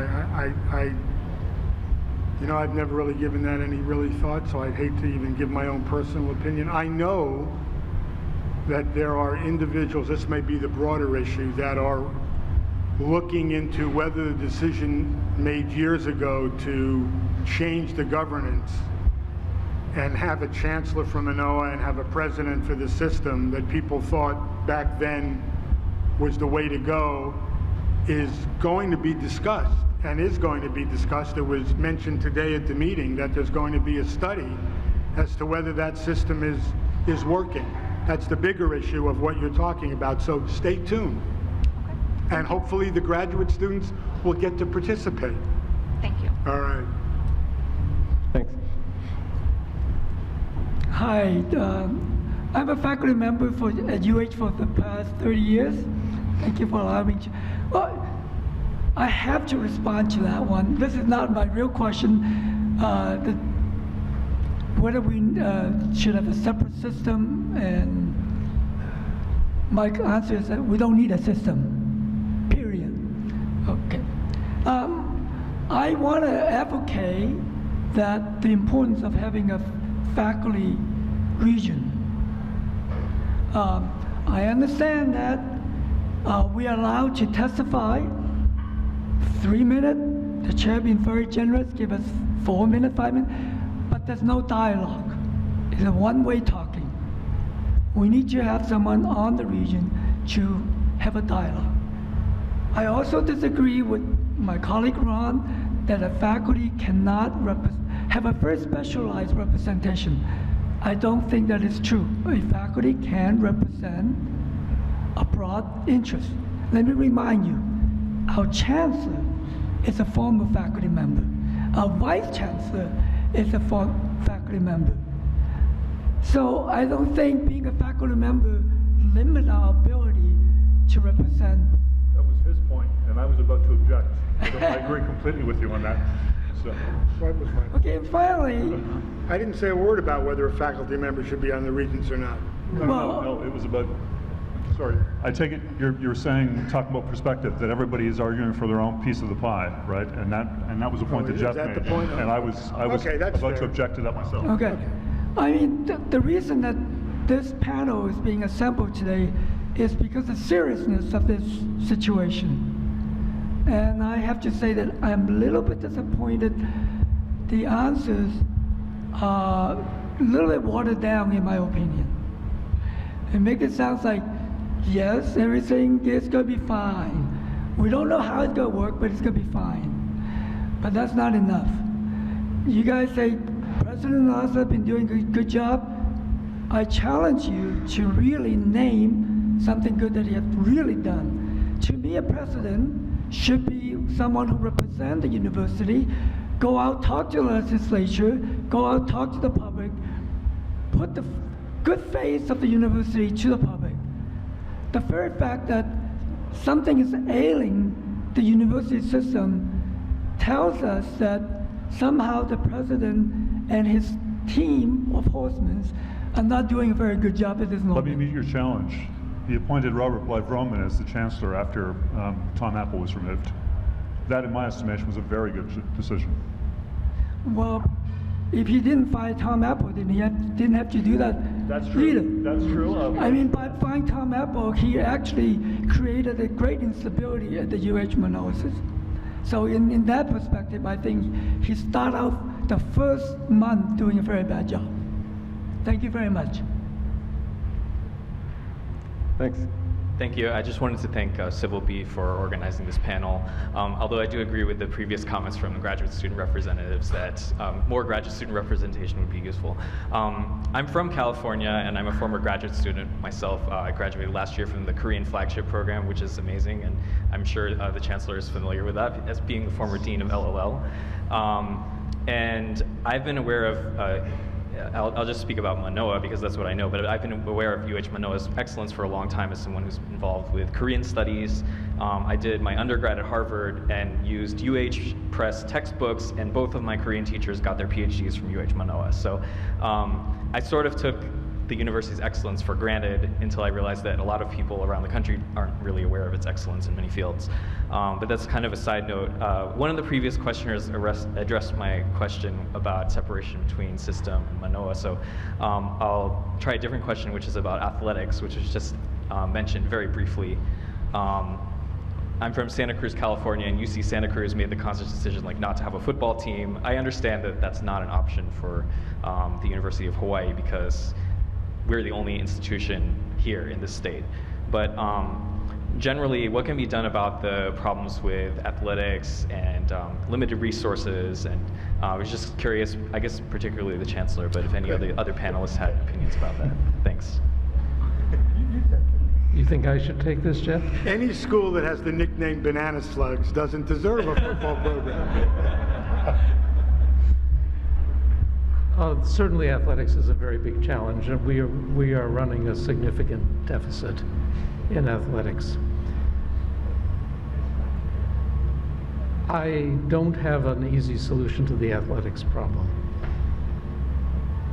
But let me say a couple of general things about athletics and that give a context to the situation here.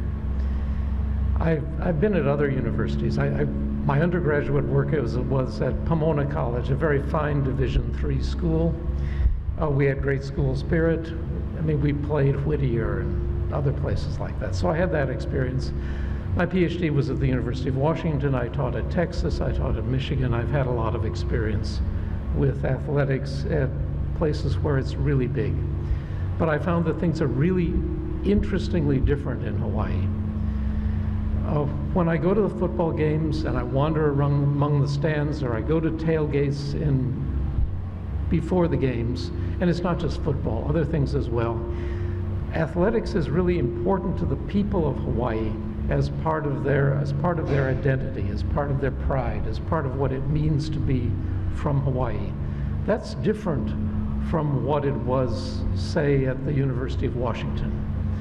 There, you were a student at the University of Washington, you were enthusiastic about it. It was sort of part of your identity as the school. Here it's much broader. It has a social function that is part of the glue that holds Hawaii together. So in a way, although the athletic programs are located at the University of Hawaii at Manoa, they are more really Hawaii programs than they are Manoa programs. It's not an accident that the football team doesn't have an M on it, right? It's about Hawaii. Now the interesting thing is, so we have what is in effect a state program. It's a program not so much part of the core educational mission of the university itself, as it is an important function that the university is housing for the state. Now I fully accept the idea that it's extremely important. The problem is that it's also expensive. So I think what we have to do is reach beyond the university, and certainly beyond things like student tuition, in order to figure out how we're going to fund the kind of athletic program that the state requires. It's going to have to be some combination of increased state funding. The university has a role to play. These are student athletes, and we have a function there. But so there's a sort of educational part, and that's our contribution. But there needs to be more public contribution, and there also is an important place for the philanthropic aspect to fit in. So I'm not sure how we're going to move forward, but it's going to be very tricky. And I'm going on too much about athletics here, and maybe Jeff wants to take over, but it's also true that athletics is becoming much more expensive. And so we need to figure out a way to deal with that as well. It will take a long time to explain all the issues, and I'm happy to do that with you anytime. I'll just say this, from the Regent's viewpoint, from my viewpoint, chairing the Intercollegiate Athletic Committee, we are focused on the financial condition of the athletic program. For too long, that focus was blurred and not attended to. And with the swipe of a pen, a $12 million deficit disappeared. We can argue the validity of that. It didn't disappear. It came from somewhere. Those bills had to be paid. We're going to run a deficit this year 100% more than what had been anticipated, maybe 200% more. The Regents have told the athletic director that he and his staff need to come up with a viable plan to make athletics at the University of Hawaii viable. It doesn't mean the university is going to be responsible for that. It's going to take, as the Chancellor said, lots of people pitching in. And in fact, the Regents are submitting a $3 million request to the legislature this year for athletics to make up what we thought would be the shortfall, and now will not completely take care of the shortfall. I have had the pleasure of talking to the Chancellor about ideas, and I will tell you, because he's too modest to say it, that with everything else on his plate, and let's face it, athletics is really not the primary reason for the University of Hawaii, but it is important, at least to a loud portion of the community who believe in its importance, that nothing is being discarded, everything is being looked at, and the present system is broken, and within a reasonable period of time, hopefully a plan will be developed that will allow the university to continue its present athletic program, or something else, not the same as it is now. The goal is to keep it, but it has to be paid for, and not on the backs of tuition. It has to come from somewhere. And that's the Regent's position, and our job. The implementation is ultimately that of the Chancellor and the Athletic Director. In the meantime, we have, I think, 20 sports, and you can all buy season tickets to your selection of them. You don't have to do, there's someone who I know has season tickets, so do it. Great. We'll take you, and then we'll wrap up. Go ahead. Thank you. My name is Sarah Toomey. I'm a tenured professor. I think I'm going to be glad that I am, maybe. First of all, I want to thank my UH colleagues for being here and taking the time, and also for Civil Beat. I also want to acknowledge that I'm a visitor to Hawaii. I'm not from Hawaii, but I want to acknowledge the Kanaka Maoli people, and that this is their land, and that UH Manoa is on their land. I think for me, the most significant part of my journey here at UH as a professor has been the influence that the Indigenous people have had on my life and on my thinking. And as an educator for over 20 years, it's a very, very unique place.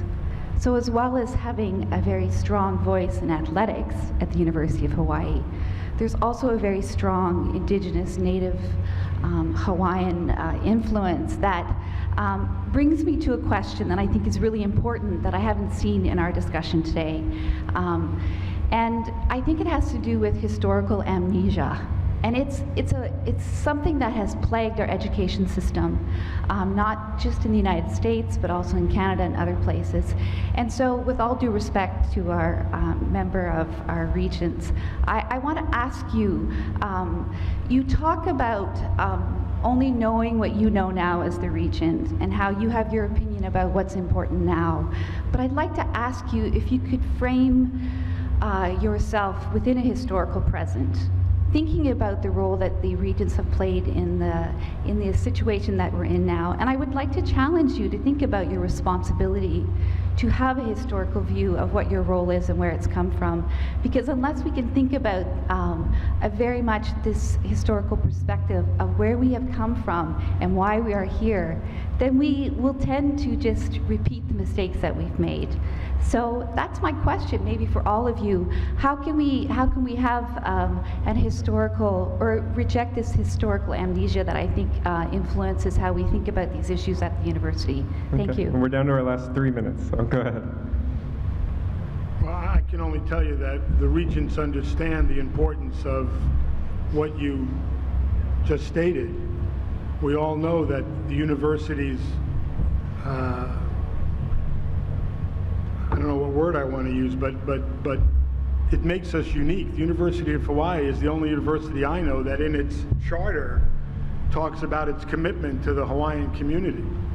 So I don't think it's accurate to say that we're not cognizant of that and don't understand it all the time, because it's there. It's one of the tenets of the University of Hawaii. Now, there are various elements in the indigenous Hawaiian community, and they come and talk with us, and you know, they have an institute, a whole department at the university, and they're wanting more involvement, and they come and they talk with us, and I assume the Chancellor and others are having that dialogue. I know we have no time, but what I was saying is I'd like to move forward. It doesn't mean we can't learn from what's happened in the past. I pointed out the last 10 years of having 3 presidents, 3 chancellors, how many we had. I think we learned. So we definitely, I said I wasn't going to speak for the Regent, so I'm not, understand the importance to the University of Hawaii, and it's reflected in its charter, it's reflected in so many policies and procedures, and we're never going to forget that. I'm sorry, we're going to have to go ahead and wrap up. I want to thank everyone for coming tonight. I want to thank our panelists. Really appreciate all of your guys' times. I hope you guys have found the discussion useful. Anita, our reporter, will be writing a story about it. She should be on our website soon. But again, thank you guys. I'm sorry I didn't get to your question. Take it. Go ahead. Yeah. My question is in relation to the uncertainty